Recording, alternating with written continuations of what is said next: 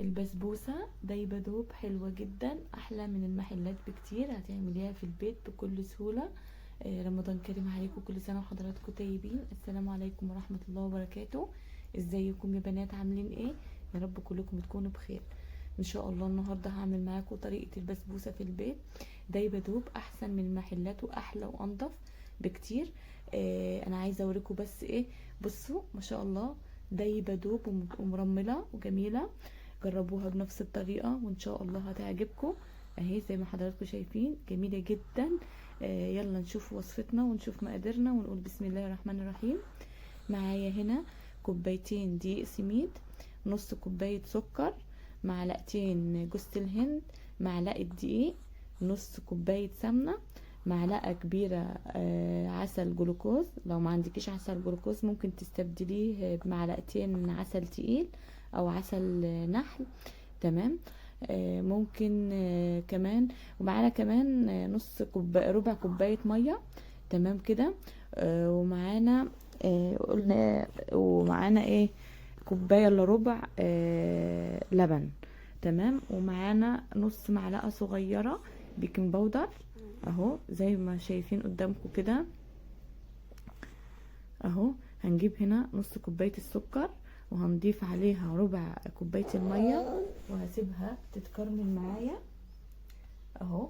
هسيب السكر يتكرمل معايا. انا عايزة السكر يتكرمل معايا علشان يديني لون حلو في البسبوسة بتاعتي. خلاص. هنا هنحطه معلقة الدقيق ونص معلقة صغيرة بيكنج باودر على الدقيق البسبوسة، وهنقلبهم تقليبة ونركنهم على جنب. ونعمل المواد السائلة بتاعتنا. خلاص. بس يا ريت اول مرة يشرفني بالاشتراك ويفعل الجرس على الكل علشان يوصله كل جديد انا بنزله اهو. تمام كده.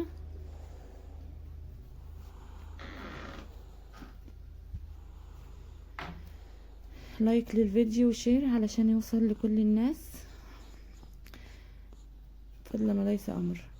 هنا اول ما بدأ يتكرمل معايا بدأت انزل بالمعلقة واقلب فيه او بالمضرب. ما تحاوليش تحطي معلقة فيه غير لما يوصل للون الكرملة. تمام. علشان يتكرمل معاكي وما تحصلوش اي مشكلة.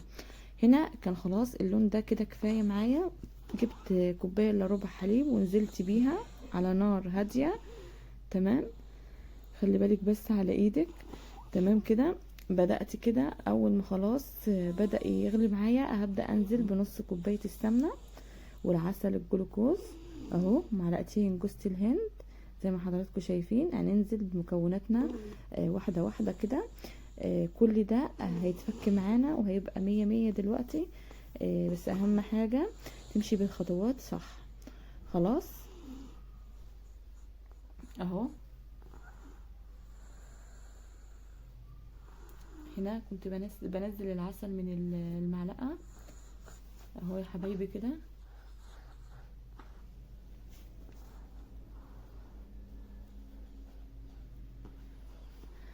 اهو. بدأ يغلي معايا. هنزل بالمعلقتين جوز الهند دلوقتي اهو. هفضل اقلب بالمضرب كده لما احس ان المواد كلها بتاعتي فكت كده، يبقى خلاص كده تمام. هبدأ اطفي النار عليه. لسه اهو في عسل اهو، لسه في كراميل ما تفكش معايا. هسيبه لما يتفك كله معايا وهطفي النار عليه. تمام كده اهو. هنا بقول لكم خلاص. لايك للفيديو لو سمحتوا اهو. هنا نزلنا بالخليط بتاعنا كله اللي احنا عملناها على النار. تمام كده. طبعا كانت الخليط اللي احنا عملناه ده على نار متوسطة. خلصنا كده وبدأنا ننزل على الدقيق بتاعنا اللي احنا كنا راكنينه على جنب، اللي هو دقيق السميد ومعلقة الدقيق البسبوس، دقيق السميد اسفة، ومعلقة الدقيق ونص معلقة صغيرة بيكنج باودر. تمام. هبدأ اقلب كده تقلبتين، مش هقلب كتير اهو. وهبدأ اجيب الصينية انا حاطة فيها ورق زبدة ممكن انتي ما تحطيهاش، تدهنيها بطحينة او تدهنيها بسمنة وخلاص. تمام. لو مش حابة تضيفي ورق زبدة. تمام كده اهو. اهي جميلة جدا، مرملة وجميلة ومتكرملة، حلوة اوي. هبدأ افرد كده في الصينية بتاعتي اهو. الصينية مقاس 26 يا حبايبي. خلاص اهو. هفرد كده كل الخليط بتاعي كده واسويه في الصينية بتاعتي اهو.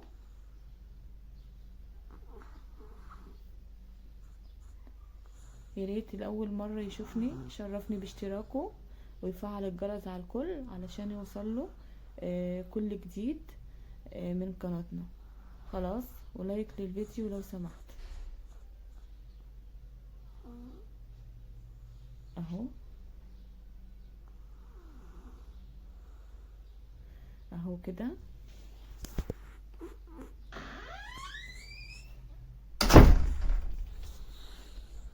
خلاص. خلاص كده سويتها. هبدأ ادخلها الفرن اهو. انا هنا دخلتها الفرن، دخلتها الفرن على الرف الوسطاني على درجة حرارة 200. خلاص. هنا طلعت طبعا سخنة والشربات سخن. الشربات يا حبايب قلبي انا عاملاه لكم على القناة عندكم هتلاقوه، خشوا شوفوه. تمام. اهو حطينا كوبايتين سكر على كوبايتين مية على نص معلقة صغيرة سمنة بلدي. خلاص اهو. كنا خلاص شربت الشربات بتاعها بقت جميلة اهي. اهي بصوا شكلها جميلة جدا جدا. انا طبعا شلت منها الورق الزبدة سحبته كده. خلاص. جميلة جدا. جربوها بنفس الطريقة وان شاء الله هتعجبكم. وصفات رمضان حلوة قوي. الحلويات الشرقية بتاعتنا حلوة قوي وبنحبها قوي. بصوا اهي. بصوا ما شاء الله مش مستحملة، وكمان انا بطلعها وهي سخنة اهي.